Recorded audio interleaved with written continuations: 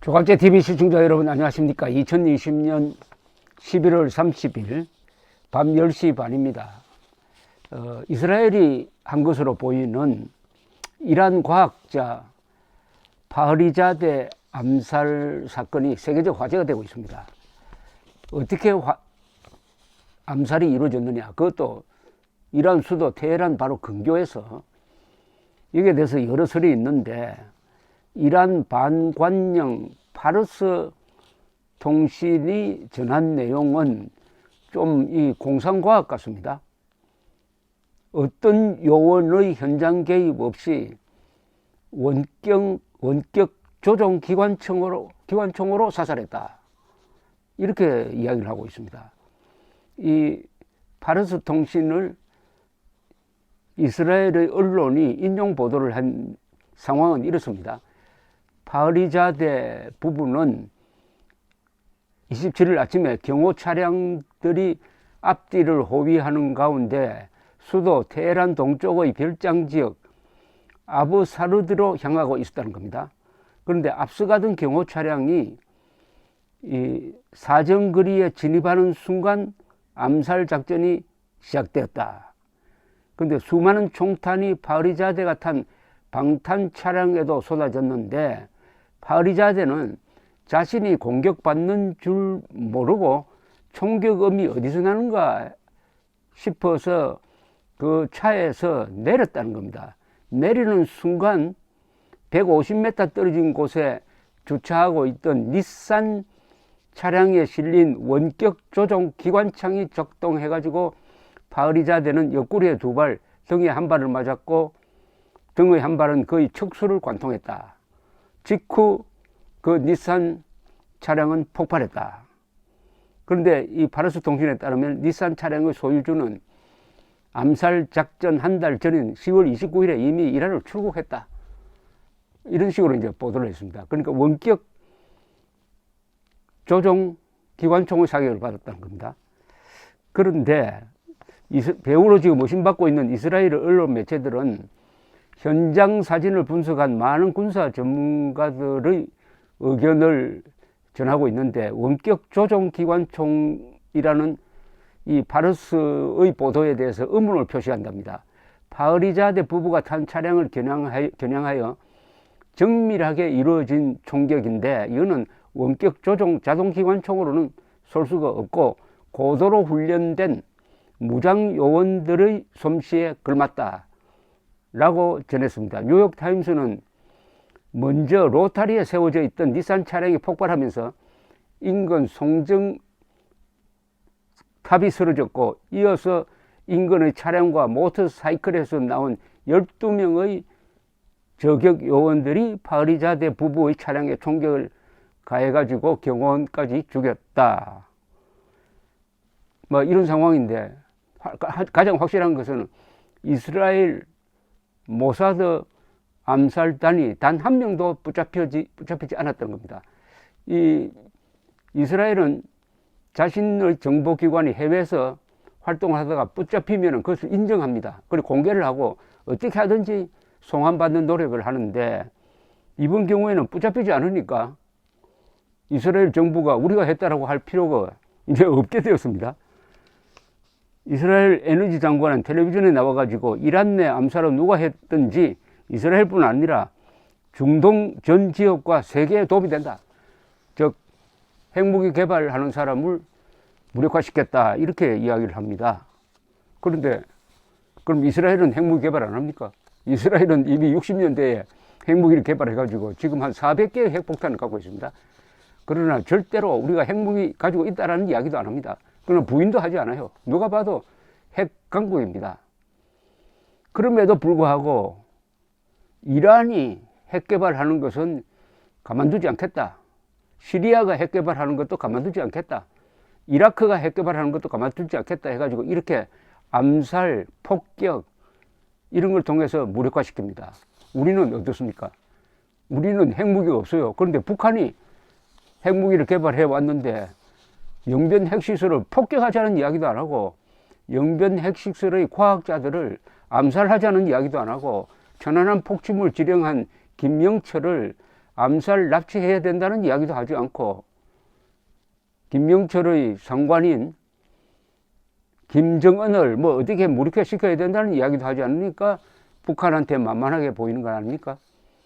앞으로 우리나라 대통령 후보가 나와서 인기를 얻을 방법이 하나 있습니다. 그거는 만약 북한이 이번에 해수부 공무원을 죽이는 식으로 한국인에게 위해를 가할 때는 우리가 평양에 암살단 보내겠다라고 공약하는 사람이 나는 나와야 된다고 생각합니다. 그건 너무나 당연한 것 아닙니까? 이걸 들으면은 야, 너무 과격하다 하는데 이게 왜 과격합니까? 북한 노동당 정권은 그동안에 암살단을 도대체 몇 명이나 보냈습니까? 제가 기억나는 것만 꼽아보겠습니다. 1960년대 송추에 암살단을 보냈다가 거기서 발각된 적이 있습니다. 1960년대 후반입니다. 1970년에는 현충문 출입문에다가 부비 트랩을 만들어 가지고 박정희 대통령이 참배하러 올 때 폭파시키려고 하다가 부비 트랩을 까는 중에 폭발이 돼 가지고 들통난 적이 있습니다. 자, 1968년 1.15 사태 때는 30여 명의 특공대를 청와대 담벼락까지 진입시킨 적이 있습니다. 자, 1974년 8월 15일에는 문세광을 보내가지고 유경수 여사를 살해했습니다. 1983년 10월 9일에는 미얀마를 방문하던 전두환 전 대통령 일행을 죽이기 위해서 원격 조종으로 단추를 눌렀는데 다행히 전두환 대통령은 늦게 출발해가지고 그 다른 장차관 관료급 17명을 죽였습니다. 그게 아웅산 테러 아닙니까? 이 정도로 했으면은, 그리고 1987년 11월 유명한 김현희의 대한항공 폭파 사건, 그리고 천안함 폭침, 연평도 포격, 이번에 해수부 직원 사살 사건, 이런 거 다 합치면은 우리는 북한에 암살단을 몇 번이나 보낼 권리가 있는 겁니다. 이스라엘 같으면 벌써 했죠. 이스라엘 같으면은 북한 핵 개발하는 기술자는 모조리 다 죽었을 겁니다. 그리고 김정일도 암살됐을 가능성이 상당히 높습니다. 국가의 존립에 관련된 이 핵무기 개발하는 적을 대한민국 역대 정부는 어떻게 했습니까? 좌파 정부는 도와줬잖아요. 핵 개발 자금으로 쓰라고 4억 5천만 달러를 보낸 사람이 누굽니까? 4억 5천만 달러를 보낼 게 아니라 암살단을 보내야죠. 암살단을. 이스라엘이면 그렇게 했을 겁니다.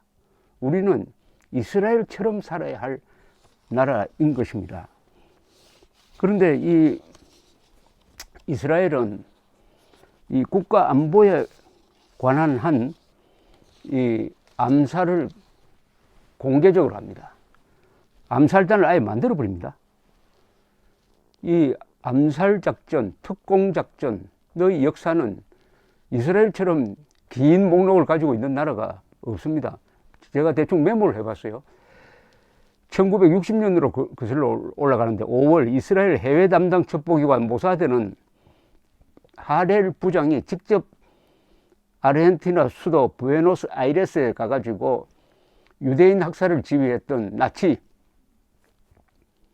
아돌프 아히만을 납치해가지고 항공회사 LR 편으로 데리고 왔습니다. 2년 뒤에 재판하고 교수형에 처했습니다. 그리고 1969년 12월 이스라엘 공수부대의 특공대 66명은 세 대의 헬기에 나눠 타고 수에즈 운하를 건너가죠. 이집트 영토 내로 약 60km쯤 진입해가지고 사막에 착륙한 뒤에 소련제 P-12 레이더 기지를 습격해가지고 아예 2.5톤 된 레이더를 해체해가지고 헬기로 가져왔습니다. 1976년 7월 유명한 엔테베 작전. 이스라엘 특공대는 4대의 허큐리스 수송기에 나누타고 아프리카 깊숙이 날아갔습니다. 팔레스타인 테러단이 납치한 에어프랑스 여객기에는 246명의 승객이 타고 있었는데 그중 77명이 이스라엘 시민이었습니다. 이들을 구출하기 위해서 우간다의 엔테베 공항에 6일째 응유되어 있던 인질 구출 작전에 나섰는데 이게 바로 엔테베 작전입니다. 우간다의 독재자 이디 아민으로 변장한 이스라엘 군인이 수송기에서 지프차를 타고 내리는 바람에 공항 경비병들은 외국 순방 중이던 아민이 귀국한 것으로 착각했습니다. 그 사이에 습격을 해가지고 구출을 했고 구출 작전에서 인질로 잡혔던 사람 3사람이 죽었습니다. 그리고 여기에 참여한 수십 명의 이스라엘 특공대원 중에서는 딱 1명이 죽었습니다. 이 사람이 바로 지금 이스라엘 총리 네탄야후의 형이었어요. 1981년 6월 이스라엘 공군은 이라크가 핵무기 개발용으로 건설 중이던 오시라크 원자로를 폭격했습니다. F-16, F-15 편대는 사우디아라비아 상공으로 우회해가지고 이란 쪽으로부터 공습을 단행을 했습니다. 이라크 측에서는 한동안 이란 공군기가 날아오는 줄 알고 대응을 하다가 원자로 날아가고 말았습니다. 1985년 10월 1일 이스라엘 공군 F-15 편대는 튜니시아에 있는 팔레스타인 해방기구 본부 건물을 폭격해가지고 75명을 죽였습니다. 공중급유를 받아가면서 1900km를 날아와가지고 폭격한 이스라엘 편대는 단 한 대의 손실도 없이 귀환했습니다. 1986년 10월 이스라엘의 핵개발 비밀을 많이 알고 있는 이 바누누란 사람이 영국에 가가지고 인터뷰를 하려고 하는 정보를 얻어가지고 이스라엘 모사드가 미인계를 써서 이 바누누를 납치해 옵니다. 납치해 와서 감옥에 쳐넣어버립니다. 납치는 로마에서 이루어졌습니다. 완전히 주권 침해입니다. 그래도 핵 문제에 관한 한 우리는 참을 수 없다 이렇게 된 거죠. 1988년 4월 16일 이스라엘 특공대는 튜니시아 해안에 상륙해가지고 팔레스타인 테러 조직의 주요 인물인 아부 지하드를 그 집에서 암살한 뒤 철수했습니다. 이스라엘군은 이 작전을 지휘하기 위하여 전자전 통제기를 지중해 상공에 띄웠는데 당시 이스라엘군 참모 차장 에우드 바락이 이 비행기에 타고 지휘하고 했습니다.